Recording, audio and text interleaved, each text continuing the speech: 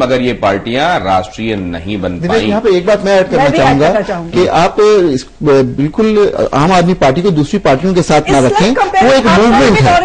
हाँ, चलिए, क्या ये ऐसा ही है? अरविंद साहब के पास चलेंगे मूवमेंट से, लेकिन उससे पहले ये बता दें कि बीएसपी को छोड़कर किसी भी क्षेत्रीय दल ने 200 से ज्यादा उम्मीदवार नहीं उतारे। क्षेत्रीय दलों की हम बात कर रहे हैं। सीपीएम ने 94, बीएसपी ने 222, सीपीआई ने 67, एनसीपी ने केवल 18 उम्मीदवार अब तक मैदान में उतारे।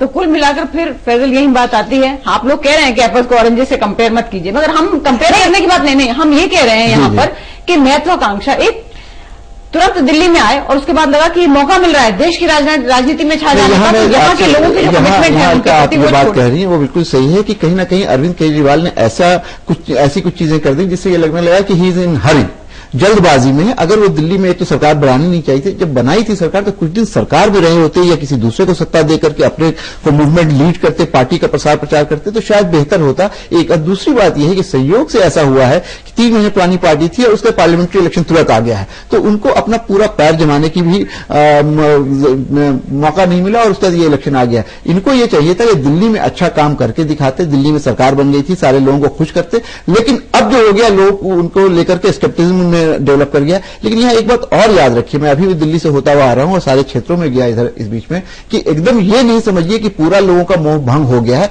अभी भी वो पोटेंट है। लेकिन क्या एक मेक बिलीव वर्ल्ड, अपनी दुनिया अपने तरीके से देखने की अरविंद को आदत है, या असल में जिस दुनिया को वो देख रहे हैं वही सच्ची दुनिया है? ये कहना बड़ा मुश्किल है। मुझे लगता है कि यदि वो थोड़ा रुकते और थोड़ा कंसोलिडेट करते और थोड़ा जो मतलब कल तक हम घर में काम कर रहे थे, हम अपना ऑफिस जा रहे थे, वापस ऑफिस आ रहे थे, आज हम लीडर हो गए हैं, लेकिन बहुत सारी चीजें हैं जो कि स्टीरियोटाइप्स के एक ऑब्स्टिकल होता है, स्टीरियोटाइप्स के उसमें फंदे में फंस गए हैं। तो सोमनाथ भारती ने जो किया, जो अश्वेत लोगों के खिलाफ जिस तरह के उन्होंने आरोप लगाए, महिलाओं के खिलाफ जिस तरह के आरोप लगाए, वो मुझे लगता है कि एक तरह से स्टीरियोटाइप को रीइंफोर्स करने का तरीका था।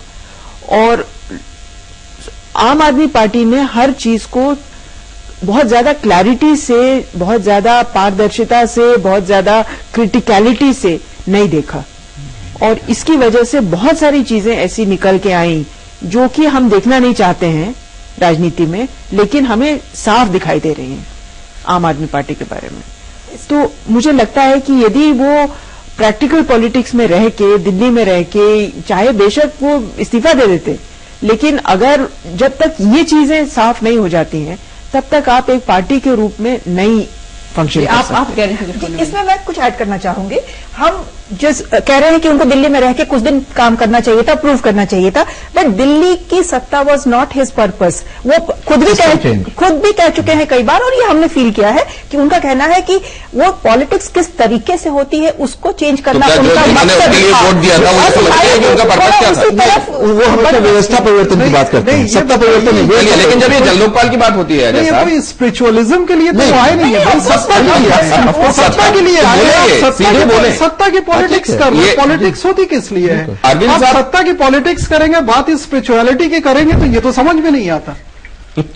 कम से कम इसमें सीधा सीधा बोलें कि सत्ता के लिए आया, और ये साफ है कि सियासत में जो आया है वो सत्ता के लिए आया है, जैसा आपका कहना है। लेकिन अरविंद साहब, क्या जब आप जन लोकपाल की बातें कर रहे थे तो अध्यादेश के जरिए भी आप आखिरकार वो कर सकते थे जो आप चाह रहे थे, और वो आप दिखा सकते थे कि हम कुछ इस तरीके से चाह रहे हैं, लेकिन उसको वो पॉइंट बनाकर कि नहीं, हम तो साहब इसी तरीके से पेश करेंगे, और हम अगर ऐसा नहीं करने दिया जाएगा तो हम यूं चले जाएंगे। क्या ये नहीं दिखाता कि असल में आप कुछ और करना चाह रहे थे और बहाना इस बात का बनाना चाह रहे थे?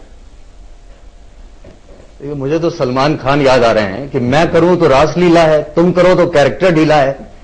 ये जो बात कही जा रही है कि केजरीवाल की पार्टी और केजरीवाल बिल्कुल डिफरेंट हैं या वो भागे नहीं है, मैं दोनों बात से बिल्कुल एग्री नहीं करता हूं। वो बिल्कुल वैसे ही पार्टी है जैसे दूसरी पार्टियां हैं, और वो बिल्कुल भागे हैं। तो पहला सच ये है कि जो बात अजय जी भी कह रहे थे, ईसा मसीह की बात नहीं कर रहे हैं, हम अरविंद केजरीवाल की बात कर रहे हैं। यह स्पिरिचुअलिटी का इशू बिल्कुल भी नहीं। और आप अगर अरविंद केजरीवाल की पूरी राजनीति देखें तो सबसे पहला काम उन्होंने किया, उनको स्पेस दिखाई पड़ा कि बहुत करप्शन है, बहुत घोटाले हैं, उन्होंने कांग्रेस पर अटैक किया, तमाम तरीके के वादे किए जो आप भी बता रहे हैं कि यू टर्न किया। अगर आज की राजनीति आप देखें तो वो बिल्कुल कांग्रेस पर अटैक नहीं कर रहे।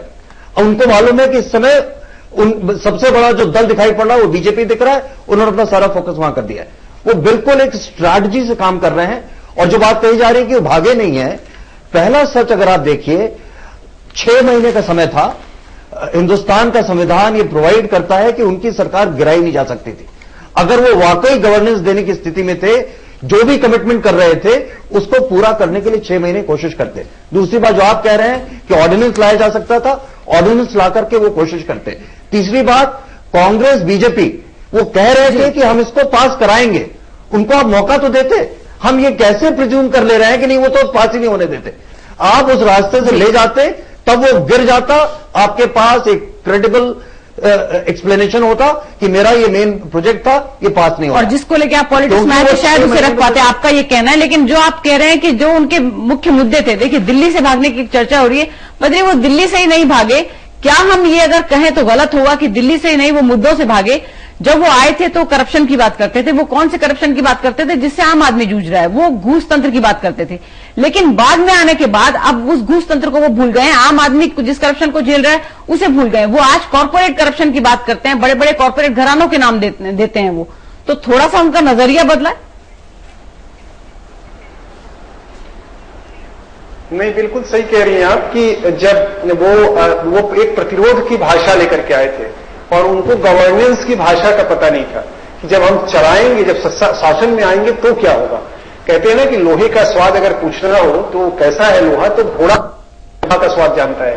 तो जब वो घोड़ा बने, जब वो शासन में आए तो उनको एकदम अलग तरह की रियलिटी दिखाई पड़ी। और वहां ठीक है ना, लोहे का स्वाद, अरविंद केजरीवाल कुछ वैसा स्वाद लेकर आए जिसका लोहा पहले परंपरागत सियासी पार्टियों ने भी माना, लेकिन फिर जो स्वाद उन्होंने खुद बताया लोहे का, वो किसी को रास नहीं आया। ब्रेक के बाद चर्चा इस बात की भी कि केजरीवाल की कहानी से हमें और हमारी सियासत को सीख क्या मिलती है। निष्कर्ष में आगे।